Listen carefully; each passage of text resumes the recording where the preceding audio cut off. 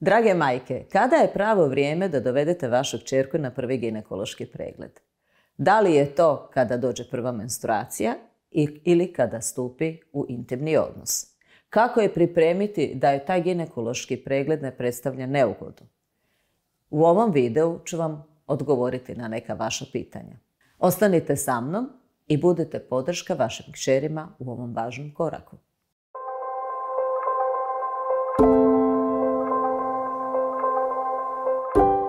Ako su djevojčice mlađe od 15 godina, obično kod njih ne postoji nikakav problem i nije potrebno da dolaze kod ginekologa.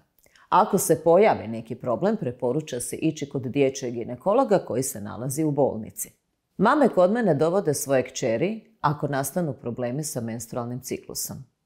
Menstrualni ciklus u prve 2 do 3 godine ne mora biti redoviti na svaki 28 dana. Tada se još menstrualni ciklus usklađuje i može doći do produženja koje može biti 30, 40 pa nekad i 50 dana, ali će se s vremenom uskladiti. I očekujemo da nakon 3 godine taj menstrualni ciklus bude redovit. Ako postoje takvi problemi, dovedite ih na pregled.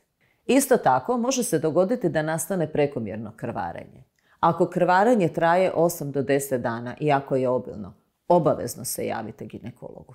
Često mame dovode svoje kćeri na savjetovanje o kontracepciji kada one smatraju da je potrebno. Ja mislim da o tome treba razmišljati već nakon 15. godine života, jer danas znamo da djevojke stupaju u intimne odnose sve ranije. O tome što ja mislim o tome, to je već drugi par rukava.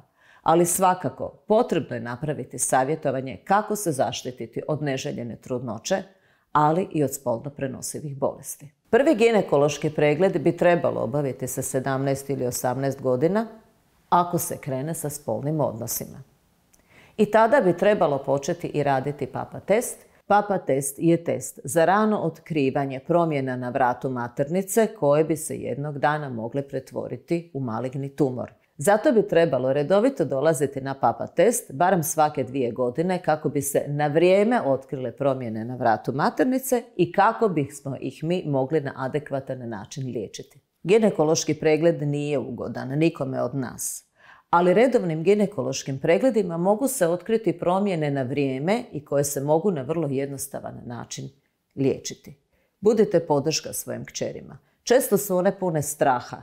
Sa prijateljicama su razgovarale, prijateljice su im rekle da je to bolno, neugodno i one dolaze stisnute sa velikim strahom na pregled. Budite im podrška i pravi izvor znanja i informacija. Primjerice, onaj mit o tome da prvi intimni odnos neće dovesti do trudnoće svakako nije točan. Svaki intimni odnos može dovesti do trudnoće i svaki intimni odnos može dovesti do nastanka spolno prenosivih bolesti. Redoviti ginekološki pregledi pomažu u otkrivanju i liječenju problema.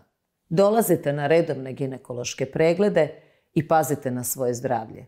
I majke, ne zaboravite, sjetite se i vi redovno raditi ginekološke preglede, jer ulazak u klimakterij ne znači da trebate prestati sa redovnim ginekološkim pregledima. Drage majke, razgovarajte sa svojim kćerima.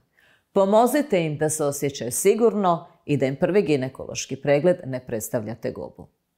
Ako imate još pitanja, pišite nam u komentarima, pratite naš kanal Čarobni život žene i saznajte o tome što vam je potrebno da biste očuvali svoje zdravlje.